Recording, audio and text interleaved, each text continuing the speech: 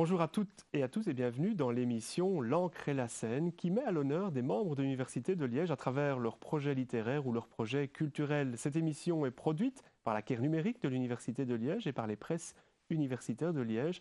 Et nous avons la chance d'accueillir aujourd'hui deux collègues de notre université, Yael Nazé et Julie Baouin. Alors Loïc, j'ai la chance de co-animer cette émission avec vous et on va directement passer à la première actualité.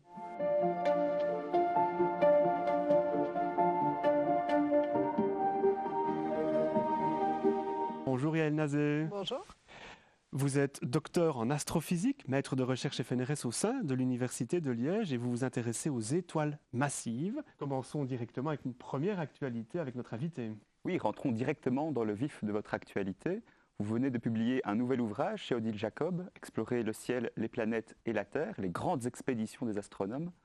Vous nous offrez un décentrement amusant dans ce livre. On ne parle pas de voyage dans l'espace, mais de voyages entrepris sur Terre par ceux qui observent l'espace. Pourquoi, à travers l'histoire, les astronomes sont-ils partis à l'aventure ? En fait, il faut se rendre compte que d'habitude, l'astronome est quand même vachement pantouflard et qu'il ne bouge pas. C'est la règle générale. Pendant des siècles et des millénaires, on n'a pas bougé des masses. Et puis on s'est rendu compte que de temps en temps, on en avait besoin. Et on en a besoin pourquoi ? Tout simplement pour changer de point de vue. Pour changer de point de vue sur la Terre, mais aussi pour changer de point de vue sur le ciel. Et donc, il y a des fois où on avait bien été obligé de se déplacer et ça n'a pas toujours été de tout repos. Parmi les personnages amusants que l'on découvre dans votre livre, il y a Nicolas Louis de Lacaille. Cet abbé astronome, il a développé des stratégies particulières pour observer le ciel. Pourriez-vous nous en dire plus ? Oui, c'est un cas un peu particulier. Finalement, un astronome de l'Observatoire de Paris qui est assez peu connu, mais il a une inventivité extraordinaire. Donc déjà, pendant son voyage vers le Cap, la ville du Cap en Afrique du Sud, eh bien, il a adopté un petit chien qu'il a trouvé sur le quai juste avant d'embarquer. Et puis, en fait, il l'a entraîné. Il l'a entraîné à quoi ? Il l'a entraîné à essayer de ne pas...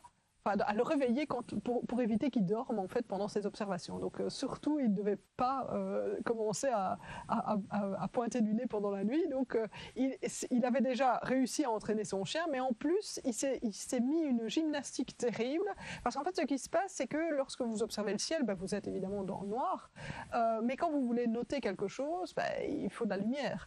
Et donc du coup, vous ruinez votre vision nocturne et du coup, vous perdez du temps parce qu'à chaque fois, il faut 10-15 minutes d'accommodation. Et donc, ce qu'il a décidé de faire, c'est de jouer sur ses deux yeux, d'avoir un œil pour observer et un œil pour noter. Et donc, il passait toute la nuit à alterner entre ces deux yeux, à observer avec un œil, l'autre étant caché, et puis à rouvrir l'autre en refermant le premier pour pouvoir noter. Et comme ça, pendant toute la nuit, on n'imagine pas, il a observé des milliers d'étoiles comme ça. J'arrive à peine à voir la gymnastique tellement c'est difficile. On parle donc beaucoup d'astronomes qui ont fait l'histoire dans votre livre, mais y a-t-il encore moyen de vivre des aventures aujourd'hui quand on est astronome ? Alors c'est clair que quand on va dans un observatoire au Chili, on est un peu aux petits oignons pour nous. On a l'avion, puis on vient nous chercher à l'aéroport, puis l'observatoire il est quand même bien aménagé. Donc c'est vrai que aller observer, c'est moins une aventure, sauf peut-être quand on va en Antarctique, parce que l'Antarctique reste évidemment là très compliqué au niveau des bases, surtout quand on passe l'hiver, c'est vraiment tordu. Et donc là, ça reste encore une aventure, encore aujourd'hui, une aventure humaine aussi, pas seulement une aventure personnelle, je vais dire, mais c'est clairement difficile pour les conditions et aussi rester enfermé pendant des mois comme ça avec peu de monde dans une petite zone dont on ne peut pas sortir, c'est pas simple. Et puis évidemment, il y a le futur, et le futur, on aimerait bien évidemment essayer de mettre des observatoires sur la Lune. Et là, disons que ça risque aussi d'être un peu chaud. On voit parfois des films où on a des poursuites sur la Lune. Ça risque d'être un peu ça, parce qu'il y a clairement d'autres projets. Il n'y a pas que les projets astronomiques sur la Lune. Et là, ça sera aussi une aventure d'essayer d'avoir quelque chose qui fonctionne déjà, parce que c'est pas simple la Lune, mais en plus qui ne rentre pas en collision avec des activités commerciales ou militaires qu'il y aura sur notre satellite. Pour se rendre compte concrètement du contenu de votre livre, pourriez-vous nous lire un court extrait de votre ouvrage ? Oui, on va partir cette fois-ci à Madère. Alors, il faut savoir que c'est une expédition un peu particulière parce que là, c'était pour pouvoir prouver une théorie et pas n'importe quelle théorie, c'était la théorie de la relativité générale. Et donc, on est ici juste à la sortie de la Première Guerre mondiale et disons que les bateaux, c'est pas encore complètement remis. Et donc, on a un astronome qui est coincé sur une île. Donc, si je vous lis, c'est juste ce paragraphe. Coincés à Madère, sans moyen de transport, Eddington et Cottingham ne peuvent qu'espérer un vent favorable et faire un peu de tourisme en attendant. L'île n'est pas une inconnue pour Eddington. En allant au Brésil pour l'éclipse de 1912, il y avait fait une rapide excursion lors d'une escale. Cette fois, évidemment, le temps ne manque pas. Alors, il se lance dans de grandes randonnées qui dépassent parfois la dizaine de kilomètres. Cottingham l'accompagne au début, mais l'enthousiasme et la forme physique de son jeune collègue ont vite raison de lui. Et quand il ne grimpe pas, Eddington plonge. La nage constitue en effet son second passe-temps favori. Mais il n'y a pas que le sport, il y a aussi le casino. À sa mère, Eddington assure n'y aller que pour le thé, le seul acceptable de toute l'île. Il n'a donc pas le choix et doit, hélas, entrer dans ce lieu de débauche pour respecter la grande tradition anglaise du 5 o'clock tea. À sa sœur, il réserve la vérité en avouant jouer régulièrement à la roulette. Enfin, Eddington se lie d'amitié avec un jeune souffreteux installé sur l'île pour raison de santé. Cela lui permet de s'adonner à sa passion des échecs, mais aussi d'éviter d'aller au cinéma en solitaire. Merci. Yael Nazé, passons maintenant à votre portrait céleste pour mieux vous découvrir. L'objectif, une série de questions avec des réponses courtes. Un objet astronomique qui vous représente bien. Je dirais une petite poussière interstellaire. Nous sommes tous des poussières d'étoiles déjà, mais c'est vrai que en tant qu'astronome, en tant que scientifique, en tant que chercheur, on fait des petits pas, et donc je vais rester sur une petite poussière. Votre meilleur souvenir lors d'une observation du ciel? Ah là, c'est clairement le Chili. Hein. C'est clair que quand on regarde ce ciel au Chili, c'est tout simplement extraordinaire. Je veux dire, par rapport à la Belgique, avec ses lumières partout, en plus avec ses nuages partout, s'il n'y a pas photo, quoi. Donc le Chili, clairement, le ciel chilien, de manière générale, c'est absolument extraordinaire. Un astronome qui mériterait d'être mieux connu par le grand public? Oula, il y en a tellement. Il y en a énormément. Je vais peut-être prendre un groupe qui est le harem de Pickering, comme on l'appelle. C'est un groupe de femmes qui ont travaillé en fait à l'observatoire d'Harvard et qui ont tout simplement établi les bases de tout ce qu'on fait en stellaire actuellement. Tout un ensemble de découvertes incroyables et puis des personnalités très attachantes avec Annie Cannon qui faisait des cookies pour tout l'observatoire. Donc je les aime toutes bien. C'est un groupe assez extraordinaire. Un phénomène astronomique qui vous émerveille ou vous intrigue encore? Ah tous, hein. Je veux dire, il y a tellement de choses incroyables dans l'univers. Même simplement regarder tranquillement le ciel quand il est dégagé, c'est déjà magnifique.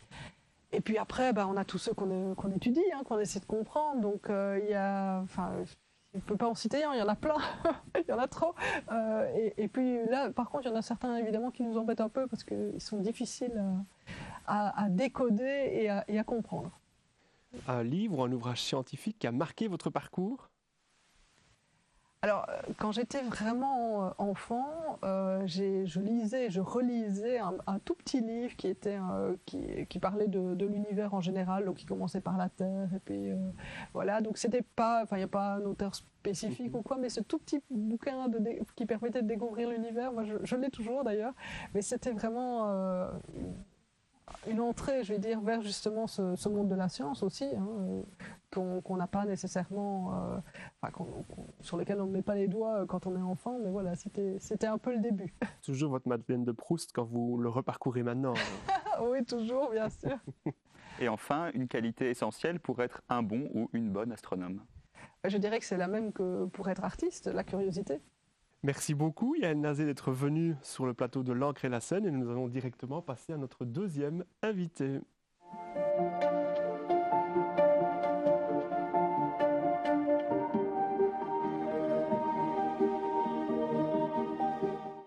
Bonjour Julie Bauin, vous êtes professeure d'histoire de l'art contemporain et directrice du musée en plein air du Sartillement. On a la chance de vous accueillir et on va commencer par le musée en plein air du Sartillement, Loïc. Oui, ce musée, il a donc été fondé en 1977 par l'Université de Liège et ce qui deviendra la Fédération Wallonie-Bruxelles. Plus de 110 œuvres sont exposées un peu partout au Sartillement.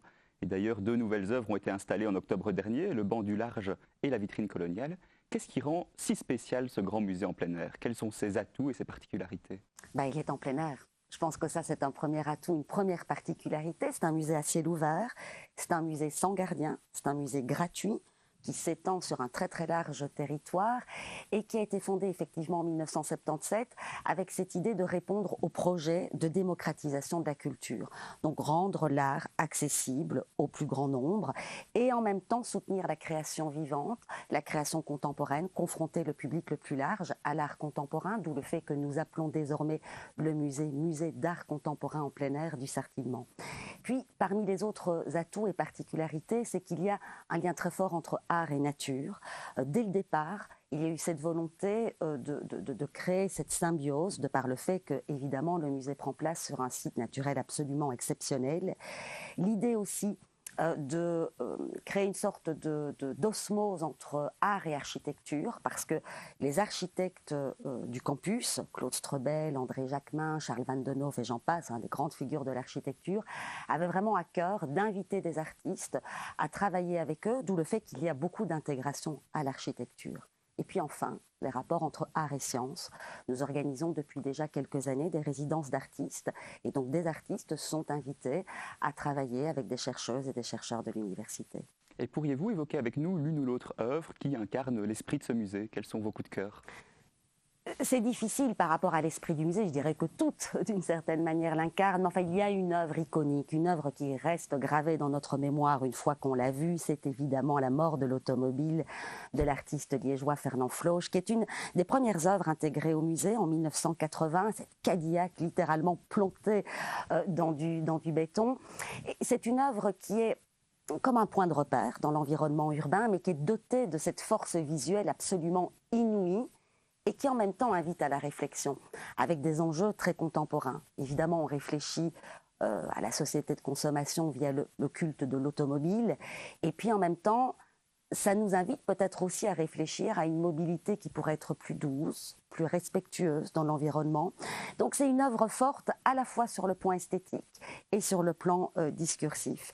Maintenant, il y a des tas d'autres œuvres que je pourrais citer. Le labyrinthe de Léon Hidard près de la faculté de psychologie, le grand livre ouvert de Pierre Alechinski qui dialogue avec la bibliothèque de la faculté de droit, sans évidemment oublier le taureau de bois de Francis André, qui est un point de ralliement pour les étudiants depuis des décennies. Et par rapport à l'entretien du musée, parce que ce sont des œuvres qui sont exposées aux intempéries, est-ce qu'il y a des mesures qui sont concrètement prises pour l'entretenir? On essaye, et ça, moi, c'est ce que je dis toujours, c'est le fléau de l'art public. L'entretien. On intègre effectivement des œuvres, mais sans avoir toujours nécessairement conscience, et c'était le cas beaucoup dans les années 80, de la maintenance évidemment que ça demande. Donc là, c'est un travail vraiment de fond sur lequel nous attelons depuis déjà un certain temps, faire en sorte que ces œuvres puissent vivre évidemment le plus longtemps possible dans des conditions acceptables. Mais évidemment, les œuvres d'art dans l'environnement urbain sont sujettes à des dégradations inévitable en raison du climat notamment. De façon plus générale, l'art public, qui est accessible à toutes et tous, il peut faire l'objet de virulentes controverses. En Belgique, par exemple, on peut citer les contestations liées au statut de Léopold II ou aux œuvres de Yann Fabre, qui avaient été condamnées pour harcèlement et attentat à la pudeur. Vous revenez sur certaines de ces polémiques dans votre ouvrage Art public et controverses, publié aux éditions du CNRS. Peut-on affirmer, Julie Bauin, que critiquer et questionner l'art public, ça contribue à rendre l'espace public plus démocratique? Oui, en tout cas, moi je suis partie du fait que l'espace public démocratique occidental n'est pas seulement ce lieu de confrontation des idées en vue de la mise en place d'un consensus rationnel, ça c'est l'idée de Habermas, mais que c'est plutôt, et là je rejoins la philosophe belge Chantal Mouffe, un champ de bataille. Un espace profondément dissensuel, conflictuel, où s'affrontent différentes pratiques à vocation hégémonique, mais sans possibilité de réconciliation finale. C'est ce que nous dit Chantal Mouffe. Et donc, ça veut dire que pour des œuvres qui sont installées dans l'espace public, eh bien, elles ne sont pas susceptibles de faire consensus. Donc, bien évidemment, elles vont être critiquées parce qu'elles se confrontent à une pluralité d'opinions, à une pluralité de jugements, et donc vont nécessairement cristalliser autour d'elles des réactions antagonistes. Alors, qui peuvent se limiter évidemment au jugement primaire de j'aime, je n'aime pas, mais qui peuvent se transformer en de véritables réactions de rejet, d'indignation, voire de mouvements de protestation, ce qui peut mener à des actes de vandalisme ou d'iconoclasme, ou encore à des démantèlements purs et simples, de retrait d'œuvres d'art dans l'espace public. Et puis, je pense qu'il y a un point aussi sur lequel il faut insister, c'est que ces œuvres, elles apparaissent aux usagers de l'espace public comme un bien commun, sur lequel finalement tout un chacun a un droit de regard, puisque ce sont des œuvres qui sont censées appartenir à la collectivité, et d'où cet argument qui revient d'ailleurs depuis le 19e siècle jusqu'à aujourd'hui, de la dépense publique, du fait que ces œuvres sont acquises avec l'argent du contribuable, et c'est souvent un argument qui est avancé pour contester une œuvre dans l'espace public. Y a-t-il des exemples liégeois de controverses en matière d'art public? Il y a un exemple tout à fait fascinant. C'est une œuvre que vous connaissez certainement. Elle est visible depuis les années 50 dans le parc de la Bovry, derrière le musée, et elle a été installée pour la première fois de manière temporaire au départ, dans le cadre de l'exposition universelle de 1905. Il s'agit du Faune mordu, du sculpteur anversois Jeff Lambeau. Une œuvre qui est donc installée à cette occasion de l'exposition universelle dans le jardin jouxtant le Palais des Beaux-Arts, donc l'actuel musée de la Bovry, et qui représente deux corps, l'un d'un homme, l'autre d'une femme, nus, entrelacés. L'homme est en fait le faune de la mythologie romaine. Il est doté d'une queue et d'oreilles pointues et il prend d'assaut une femme qui, pour s'échapper de l'assaut brutal de son agresseur, lui mord l'oreille. C'est donc une scène mythologique, allégorique, mais qui va apparaître dès qu'elle sera installée dans l'espace public par une frange de la population, une frange catholique de la population, comme une scène absolument offensante, une scène, je cite, de viol dans l'espace public, une œuvre de corruption laïque, socialiste, parce que d'emblée l'œuvre va être le prétexte à un affrontement entre catholiques d'un côté et libéraux de l'autre.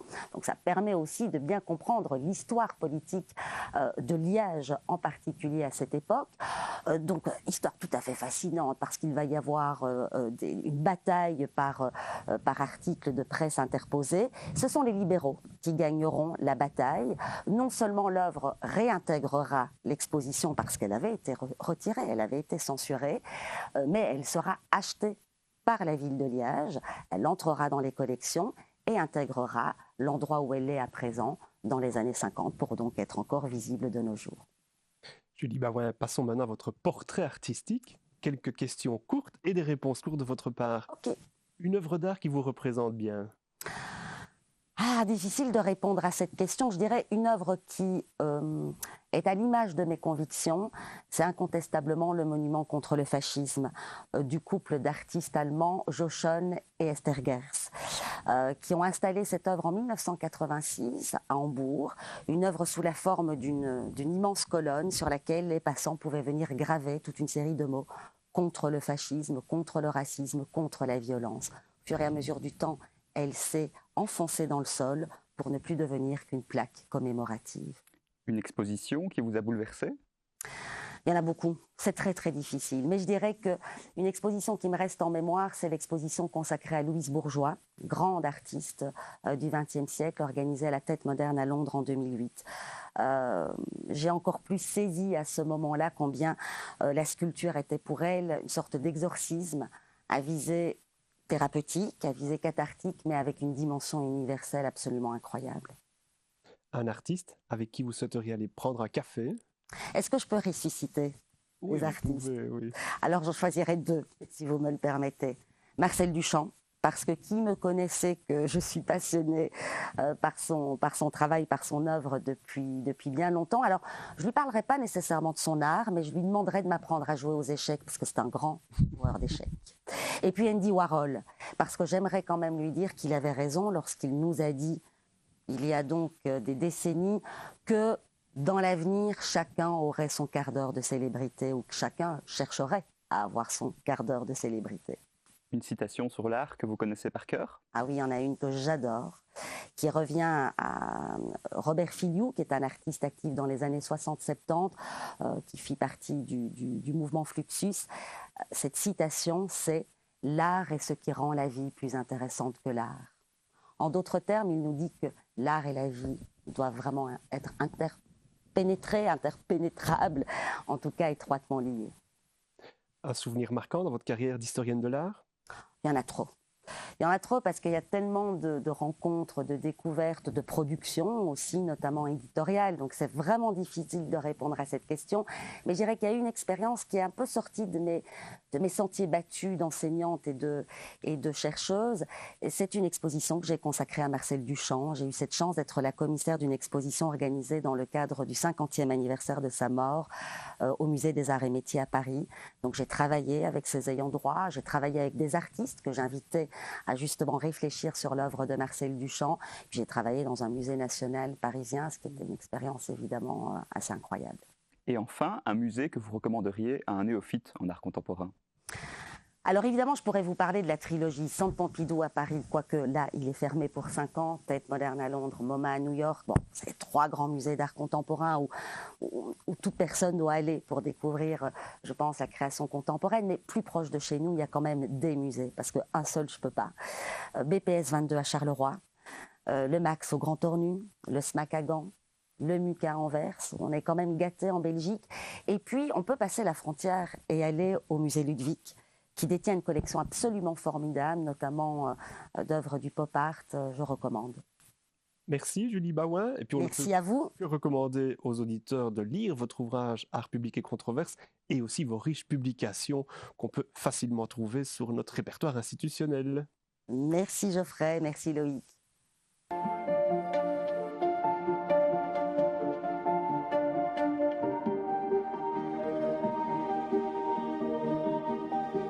Nous allons maintenant pouvoir présenter une série de publications des presses universitaires, en commençant par un premier livre, Transformer le droit et la justice belge par le numérique, dirigé par Christophe Dubois et Lisla Plessler, qui interroge la place de la justice numérique au sein de notre système.